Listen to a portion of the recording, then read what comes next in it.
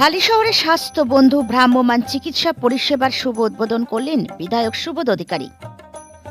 মাননীয় মুখ্যমন্ত্রী মমতা বন্দ্যোপাধ্যায়ের উদ্যোগে শুরু হওয়া রাজ্যের স্বাস্থ্যবন্ধু প্রকল্পের অংশ হিসেবে আজ হালিশহরে ভ্রাম্যমাণ চিকিৎসা পরিষেবা ক্যাম্পের উদ্বোধন করলেন বীজপুর বিধায়ক সুবোধ অধিকারী। হালিশহর জমিদার রোড হেলথ সেন্টারের সামনে আয়োজিত এই ক্যাম্পে এলাকার বহু মানুষ অংশ নেন এবং বিনামূল্যে স্বাস্থ্য পরীক্ষা ও চিকিৎসা পরিষেবার সুবিধা নেন। স্থানীয় বাসিন্দাদের মতে এই পরিষেবার মাধ্যমে সাধারণ মানুষ, বিশেষ করে প্রবীণ ও অসুস্থ ব্যক্তিরা বাড়ির কাছে প্রয়োজনীয় চিকিৎসা পরামর্শ পরীক্ষা পাচ্ছেন। উদ্বোধন অনুষ্ঠানে বিধায়ক সুবোধ অধিকারী বলেন, অনেক মানুষ আছেন যারা নানা কারণে নিজেরা ডাক্তারের কাছে যেতে পারেন না। তাদের কথা ভেবেই এই ভ্রাম্যমাণ পরিষেবার উদ্যোগ নেওয়া হয়েছে, যাতে চিকিৎসা সত্যি সত্যি পৌঁছে যায় মানুষের দুয়ারে। Bureau report, news 24 Bangla live. বীজপুরে আমাদের হালিশহর পৌরসভার অন্তর্ভুক্ত স্টার্ট হয়ে গেল, আর আবার কাঁচাপাড়া পৌরসভা অন্তর্ভুক্ত স্টার্ট হবে। এরকম করে ভ্রাম্যমাণ চিকিৎসার 1.5 মাস চলবে। মানুষের দুয়ারে দুয়ারে পরিষেবা, এটা মুখ্যমন্ত্রীর ড্রিম প্রজেক্ট, সারা বাংলা জুড়ে হচ্ছে।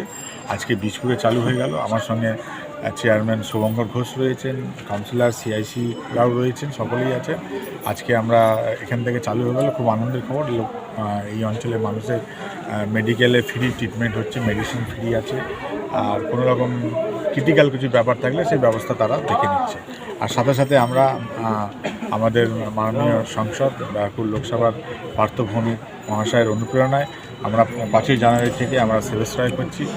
আপনারা সকলেই জানেন কি 1 বছর আগে থেকে আমাদের মাননীয় সাংসদ আপনার অভিষেক বন্দ্যোপাধ্যায় তিনি প্রায় 7 লক্ষ মানুষের চিকিৎসার ব্যবস্থা করেছেন। সেইখান থেকে অনুপ্রেরণা হয়, আমরা সেই কাজটা করছি আমাদের সংসদের অনুপ্রেরণায়। 5ই জানুয়ারি থেকে আমাদের 8ই জানুয়ারি পর্যন্ত সারা বীজপুর এলাকা জুড়ে সেবাশ্রয়। এই ভ্রাম্যমাণ গাড়ি কতদিন থাকবে এবং বীজপুরে কোন কোন এলাকা? যত মানুষের প্রয়োজন থাকবে ততদিনই থাকবে। কি প্রতিটি ওয়ার্ডে যাবে? একদম যাবে, সারা বীজপুরে যাবে। বলেছি তো সারা বীজপুরে, আমি তো ওয়ার্ড তো বলছি না, সারা বীজপুর। আগের থেকে এলাকাবাসীকে অবগত করা হবে? একদম সব এলাকাবাসীর কাছে মেসেজ চলে গেছে। যে আমাদের যারা সৈনিকরা রয়েছেন দুয়ারে দুয়ারে কি মেসেজ, যারা জনপ্রতিনিধি কাউন্সিলররা আছে তারাও নিজের এলাকার নিজের যে এখানকার কাউন্সিলর সেখানে তারাও দিচ্ছে। কি তার জন্য কি আলাদা করে কোনো ফর্ম ফিল আপ বা কিছু করতে হবে না? রাত এখানে স্ট্যান্ড হবে, যেরকম দেখছেন আসলেই পরিষেবা পেয়ে যাচ্ছে। রাত মানুষের যেটা পরিষেবা দরকার, যে বিনামূল্যে মমতা বন্দ্যোপাধ্যায় এই পরিষেবা দিয়েছে একমাত্র রাজ্য মাননীয় মুখ্যমন্ত্রী। এবার দুয়ারের চিকিৎসা, যেমন দুয়ারে সরকার দুয়ারে যে চিকিৎসা হয় সেটা করে তিনি দেখাচ্ছেন। তার ড্রিম প্রজেক্ট, তার স্বপ্নের প্রজেক্ট মানুষের পরিষেবা দেওয়া। উদ্যোগ নিয়ে এটা সারা ওয়েস্ট বেঙ্গলের মমতা বন্দ্যোপাধ্যায় উদ্যোগ নিয়েছেন এবং বীজপুর বিধানসভার যিনি সম্মানীয় বিধায়ক রয়েছেন তিনি কথা দিয়েছিলেন যে মানুষকে বাড়িতে চিকিৎসা পৌঁছে দেবেন। তার জন্যই আমাদের যিনি হেলথ অফিসার রঞ্জন পারিক সেই কাজটা শুরু করেছিলেন এবং কাজটাও আগামীকাল থেকে শুরু হয়ে যাচ্ছে। আজকে বীজপুর বেল্ট শুরু হলো এবং এটা কন্টিনিউ চলবে, প্রতিটা পাড়াতেই গাড়ি যাবে।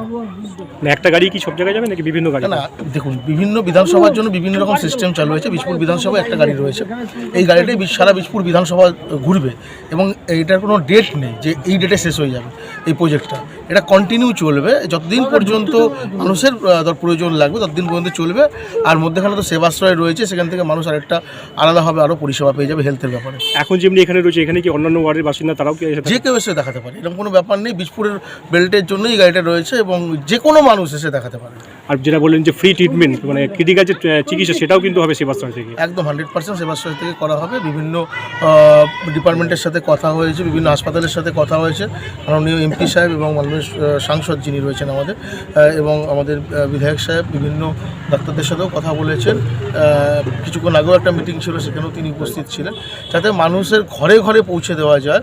এবং বিভিন্ন সময় আমরা দেখতে পারি মানুষ ঠিকঠাক যোগাযোগ করতে পারছে না বলে ক্যাম্পগুলো যেতে পারে না, কিন্তু বিধায়ক সাহেব যে দায়িত্ব দিয়েছেন, আমাদের হালিশহর কাঁচাপাড়ার যারা আমরা রাজনীতিটা করি কিংবা জনপ্রতিনিধি রয়েছি, প্রত্যেকটা মানুষের বাড়িতে ফর্ম দিতে হবে।